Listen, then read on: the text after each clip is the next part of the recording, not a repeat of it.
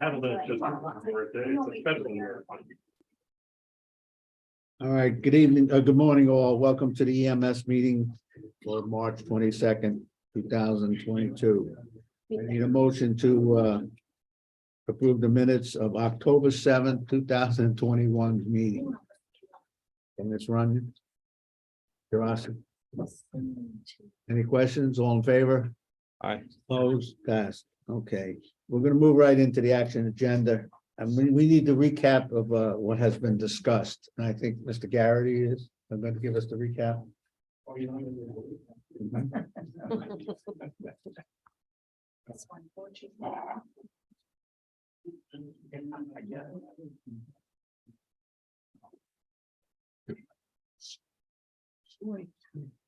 Yeah, the county has worked for about 2 years to try to get an EMS district formed to try to take the burden off the locales to get a workforce, where we could make it a little bit easier on locales. And unbeknownst to me, last December, I believe, of last year, I found out that the counties can't form an EMS district. Only the towns can form their own EMS district. So that's forced a lot of us now to form a district. The problem I have with each town forming their own district is the workforce is the same. The workforce is going to be the same for irregardless of where you are located, because without having benefits given to the technicians, the ALS, EMTs, they're kind of independent contractors. So they go out and they hire on wherever they can work. So last year I worked with Dan Steck's office and Matt Simpson's office to see if they would change the law where they would allow counties to be able to form districts, and that never happened. It never made it out of committee at the level in Albany. I don't know why. They tried to craft one that would allow the North Country up here to form districts, and work with Billy Jones from Plattsburgh also on this. So it never happened, and it's an issue that we all deal with. I know I formed a district. I believe Chestertown, Orkin formed a district.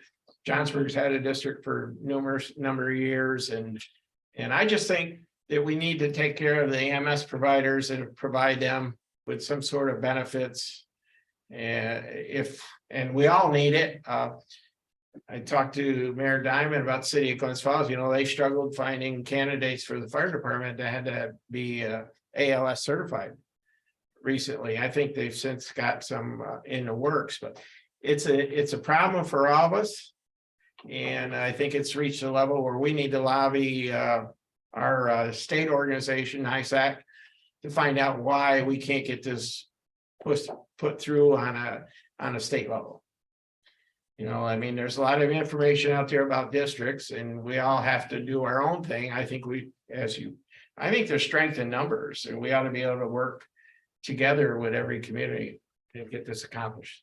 So my proposal, the only thing I had for this was for us to go as a county and ask NISAC on behalf of all the counties up here to allow us to form an EMS district. And that would help. It would help with our workforce. It would allow us to get a workforce that could provide benefits for the employees. And we had many different persuasions of how we could do this, but without allowing the county to do it, it's kind of a moot point. We're all left to do it on our own. So that's it. That's all I got. Anybody got any questions? Well, just to follow up, there is a NISAC meeting coming up in February, I believe. Could we have the county administrator's office or county attorney's office write that? Yeah. Letter? I think we should. This committee, we could certainly pose it to whatever NISAC committee would handle this. There's something on the news this week, and I didn't catch it, about the volunteer ambulance services or an EMS. I didn't catch which channel it was on, but it really has affected EMS, but it's going to affect the fire departments. It's coming. You're not getting a lot of volunteers, so I think something we need to get ahead of. All right, if we could make that in a form of a resolution request to NISAC for the Public Safety Committee, I think that. Supervisor Seaver is here, you may have a different opinion, but I think that might be a good route to get the legislative attention. Steve, Thank you, Mr. Chairman. I think at the same time, though, to the supervisor from Horacon's point is to also send it to Intercounty. I know we've heard multiple presentations from Intercounty on this need across the board. And in that letter to reference, I think it was 2017, when we did create a certificate of need in Warren County. Right. This room was packed with everyone from all over the county. We didn't revoke that. We still have it. We just can't use it. Sure. And so perhaps that letter could also reference the efforts from years ago. And that, we still have it, which is Yeah. not valid. Yeah, I just had no idea we couldn't do Yeah, it. we learned that at NISA. I know. Yeah. Anyway. Kevin, a quick question from you. I mean, do you know how many EMS squads have already did the districts? In What's their that? Squad, and how many squads have a special district in their area? Well, I know Johnsburg, North Warren, which takes up 2 communities, Bolton Landing did, we did, Lake George. We have So in most of Lake the Ozark. communities in Warren County and then Rockwell Falls. So we're all trying to go it alone, and I think do you have a district too, John? And Queensbury, so. Well, everybody's already in a district itself, Okay. Okay. All right, well, it's a good idea. We have to get maybe working with NISAC a little.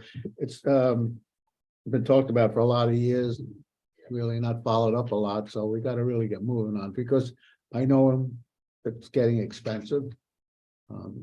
Each district competes against each other for the EMS trained people.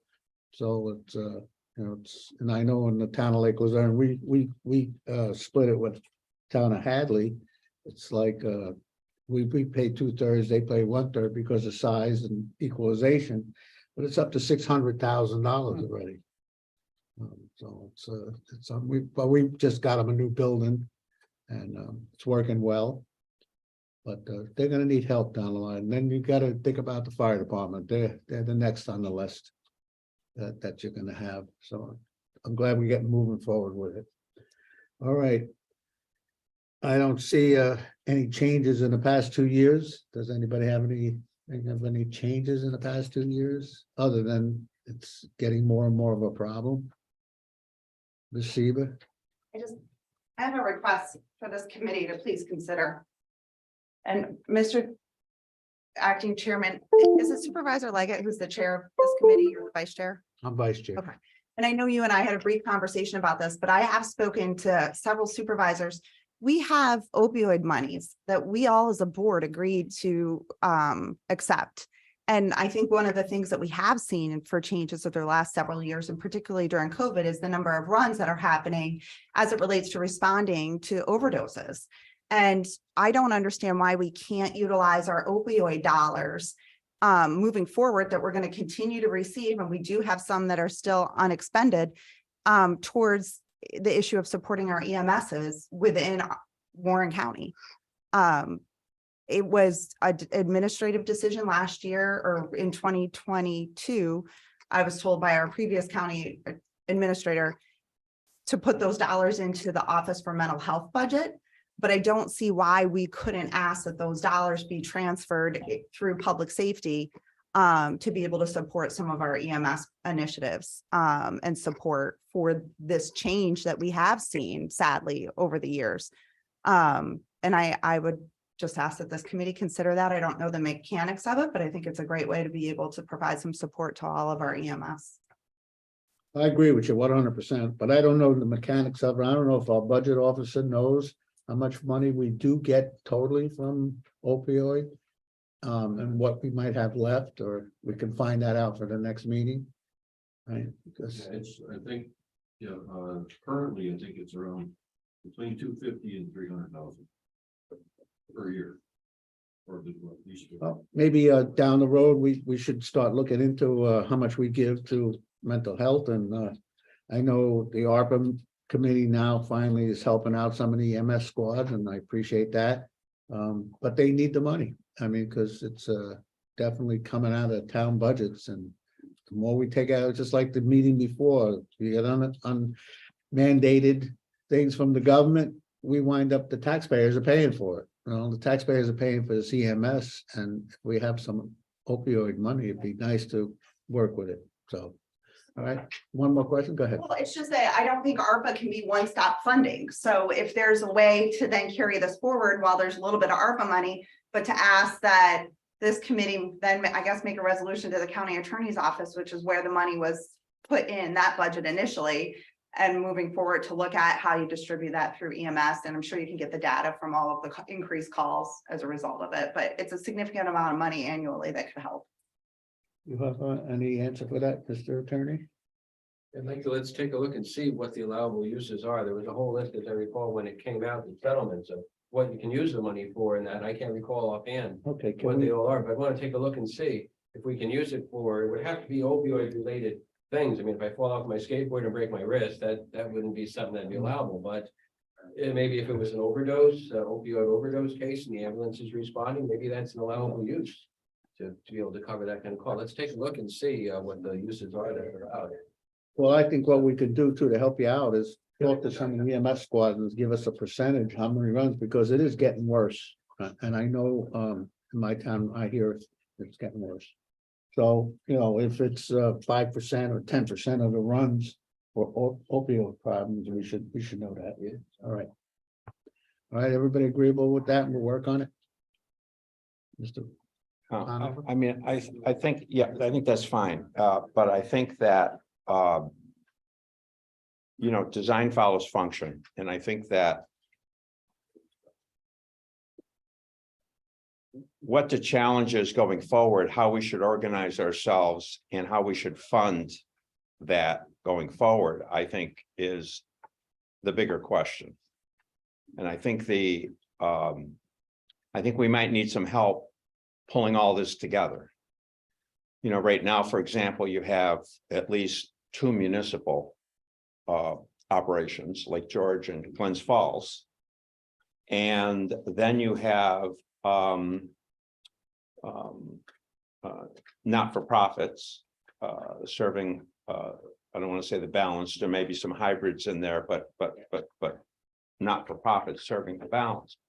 So it seems to me that there's a lot going on here, not only in terms of the demographics, but also the impact all of this is having on mutual aid and our ability to correctly operate with mutual aid, and then time of response and so on and so forth. So I think that we really need to, I would think that we really need to take a cast here on the whole picture on how best do we need to organize ourselves going forward. You know, because the districts that have been formed by the municipalities are still part of our tax cap. They're still part of our operating condition. They appear as an individual item on for the tax bills for transparency purposes, but they're still part of our taxing structure. And so it's different, for example, than another district, say like a fire district that has its own tax, its own budget, its own tax, its own administrative entity. It comes under those provisions of the law. So what Ms. Garrity was saying is, yeah, we've made that initial move, but really what we need to do is to take the next step. And I think that should be that we should take at least a moment to reflect on how we want to do this going forward. Yep. I mean, you see what I'm saying? Oh, absolutely. In other words, that, and let's not forget about, because let's not forget about our municipalities and our municipal operations either, because they play a big role in mutual aid and provision of specialty response and training and that kind of thing. And so it would be nice to have somebody help us perhaps, you know, paint this picture. And then I think we can begin the process of putting a business plan together for that. And well, anything we do in the interim, of course, is always helpful and always supportive. I mean, but I think there's a bigger question here. And it's how are we going to organize ourselves going forward? And are we going to continue to operate the way we've been operating? I would think not. But exactly how we should be organized, that's another matter. I don't know. Well, I think that's good ideas, Ron, but we're gonna have to get somebody that knows some of that stuff, like some people take care of fire departments, the EMS. Maybe we could task the county administrator coming in to, do a little bit of homework and maybe come back to us with some thoughts on what a scope of service might be. Because it's going to take some time, and I don't mean this because I'm part of this as well, against anybody that's been involved in this process to this point in time. But I think if we had the ability to see it and do it internally, I think we would have done it by now. I think that we're still not quite there in terms of, for example, do we take the entire, assuming the state allowed it, would we take the entire county and form a county-wide EMS district? Like we have our fire districts, but only county-wide? And then the county would contract with the municipal operations and the not-for-profits for the provision of the service. And whatever that cost is would then be applied against as a property tax or some other variation of that or some other concept entirely. I don't know. And that would seem to me to be the what we need.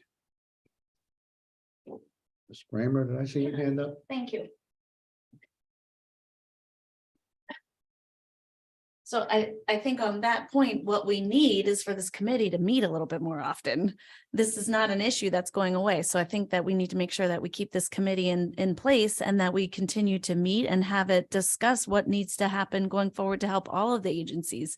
I know if my colleague from Johnsburg were here, she would be saying we need to support each other, because when one is succeeding, it can lead to another not doing as well. And then we're competing with each other for the same people and the same resources. And that is not helping one another, especially with things like mutual aid. So coming from a community with paid staff in our municipality, it's a little bit different. In Glens Falls, we have a robust system, but we do often go out and help with mutual aid in other places. So certainly we don't want to see anyone falling behind in the county. What I wanted to address was that the ARPA committee, so I'm co-chair of the ARPA committee, we have already awarded some funding to EMS agencies, North Warren, Bay Ridge Rescue and Bay Ridge Fire, Warrensburg, and also West Glens Falls Emergency Squad. We are continuing to look at other applications. We have 6 or 7 in front of us, plus another couple of fire departments. So we're happy to look at those. I'm not sure we're going to have enough funding to fund all of them fully. I would like to be able to do that as the chair. But there are other people on the committee that we need to look at these applications. In any event, this ARPA money is only a one-time funding source. I did ask the chair of this committee, Supervisor Leggett, to go to the EMS recently, the EMS meeting of the agencies, and find out if there was a plan for a joint ARPA application. And apparently what came out of that is that every agency wanted to just submit their own. So that is how we are proceeding. We are looking at each of these individual applications, and we will do the best to award the funding that we have available. But again, it's only one-time funding, and it's going to be on an individual basis, not a holistic look at what all of the agencies around the county need. So if any agencies are out there and want to get their application in quick, please make sure you do that. And let's continue to meet and figure out what we're going to do with things like the opioid money going forward to help all of the EMS agencies around the county. Thank you. Thanks. Well, from what I see, we just need somebody to follow up on all this stuff, because like the next question is, do we know what other counties are doing? And I don't know if anybody has looked into that, or the chairman has looked into that or not. I don't know. I wanted to mention, we have a director of OES. We can task this person with looking at that. All right, so with that question, then we have to find out what statutes we can follow under before we even get into anything, so it's a lot of work. It's not gonna happen within, a couple of months. It's but we gotta stay on it. We can't let it go. And this one, a year and a couple of months since the last one. We should start having the chairman get on the calendar, and just, even if it's just a half-hour meeting every once a month or every other month, that we can keep it moving. So I'll speak to him on that. Mr. Rossi, you have something? I just had a quick question. The county attorney's office provided it's with a summary of general municipal law 122B. That's what it appears what counties can do in terms of ambulance services. I'm not sure if it's confusing or not, but it appears that we can do much more than we are doing. Am I correct? It is confusing, but we can do a bit like that. It seems to be definitely the emphasis on contracting and creating one that way, not so much at Warren County Ambulance Service, but the county perhaps contracting with existing service providers to provide ambulance service in certain areas, maybe covering for towns that don't have it by contracting with XYZ ambulance service, a private nonprofit one, or whatever they are to do it.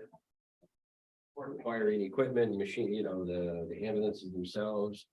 You're getting people from like a medical employment agency, I call them, to the staff, EMS, paramedic personnel, things like that. But could the county hire, for example, paramedics that would be able to respond countywide? In a county vehicle? It looks like we could do I that. believe you can. It wouldn't be necessarily the Warren County ambulance service for the whole county, but you could have county ambulances that could go and respond like this to places. I don't know if you want to send it from all the way here to there, but maybe as like a kind of mutual aid or backup to the services that are in the towns, All right. things like that. The county can do some things with it. It was that weird one. I don't know why it was made. You'll see it up to 2026, the county could contract with the fire departments that have their ambulance services, and then starting in 2026, you can't do it anymore. I don't know why. There's nothing in the history that says exactly why that was made that way. Thank you. Questions? All right. Oh, I'm sorry, got a question? I think they changed the law for fire departments last year where fire departments can start charging for service. Could be something to do with that. But what you talked about, if you look at what Essex County did, Essex County got $6 million from the state of New York to do similar to what you're saying. They contract with the squads, I think, up there. That's where I found out all this, that we couldn't do it the way a clean district. As I found out from the chairman of the board of Essex County, they got the money from the state to try to work on this. And I think some people are happy, some people are not happy with the way it worked out, so. And it's just a comment for me. I'm just thinking, probably the only way we can do it now is say, I'm just giving you a number. We hire 4 EMS people that work for the county that can schedule, one night in Bolton and one night in Warrensburg and one night in Luzerne, or, Hague or Hurricane. So this way they'll go there. You just can't have them here to be called to go. But that might work out if you have, a couple employees that we're paying that will schedule a night here and there on their shift to be in standby at our places. It could help. I just don't know. But I think there's a lot of work that's got to be done on this. Okay. All right. And I think we just talked a little bit about the next step, so we've already done that. Is there any pending items that anybody might know? Privilege of the floor, anybody else?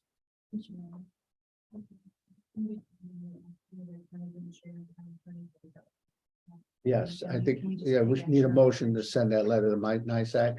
All right, Mr. Rossi, Ms. Runyon. All in favor? Opposed? All right, so we'll get that letter taken care of. Thank you very much. So we have nothing from the floor. How about a motion to adjourn? Oh, sorry, one more. Motion to adjourn. Oh, that's motion adjourned. Conover, all in favor? All right, we're adjourned.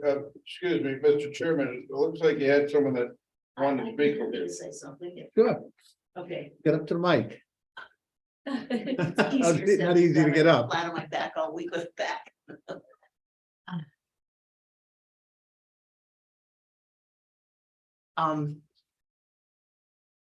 Is that right? Is that good? Can you hear me? Yeah. My name's Kelly Nessel. I serve at Johnsburg Agency. And 8 years ago? 8 years ago, we formed a tax district. We were the first one in northern Warren County. It has been wonderful. Until we recognized that all of a sudden, we did not ask for enough money to be our base. And we didn't do that because we were scared to death that the taxpayers wouldn't approve of our agency. We went in with a bare minimum of $209,000. And then the rest of it comes from patient billing. Today, we're faced with the fact that we have all our neighbors who we love dearly have gone to tax districts, but they've been able to ask for a great deal more money. And in it, they've gotten much more stable as far as salaries go, et cetera. Our budget, our payroll is $565,000 today. I was astounded. I don't deal with the numbers anymore. I used to. Now I sit on the board and just say yes or no or whatever, but I was really kind of blown away by that number. But we have, part of it is Johnsburg and part of it is Minerva, because we have brought Minerva in to the Johnsburg system because they had nothing going on. It was just falling apart. What we need the most is benefit money and help with salaries. We have excellent people. We're running a little short right now because we're competing with our neighbors. The mutual aid is not a problem, but the salaries and the benefits are huge. And it's hard enough to get people to come north and live, or, just drive all the way up, say from Cohoes or whatever, up to Johnsburg to take a job. We used to have people come from Amsterdam, but they come because they like it. It either one gives them much more time on the ambulance to practice their skills. And also it's a little slower pace than it is down in Amsterdam or down in the capital district, where they're going all the time. So there's some downtime. And so somebody who works full time at one of those places will take a job up in Johnsburg where they will have some days where they don't go out, but other days they go out 3 or 4 times, but that's it. So this is our real need. I don't see the need in supplying people to move around the county, but that's just from my perspective. We mutual aid with Indian Lake, Warrensburg, North Warren, and Scroon Lake sometimes. But those are in Warrensburg. Did I say Warrensburg already? Yeah, primarily. We handled North Thurman for Warrensburg at times. Anyway, that's basically what I had to say. You have Thank you questions? for your comments. Appreciate it. Thank you very much. And I have to say that Mr. Merlino was extremely helpful to me back when we were looking at a tax district. He spent hours and he was most gracious. And for that, we are very appreciative. Thank you. All right, anybody else? Can we move ahead? Tourism's up. All right, motion adjourned. We got that already? We're adjourned.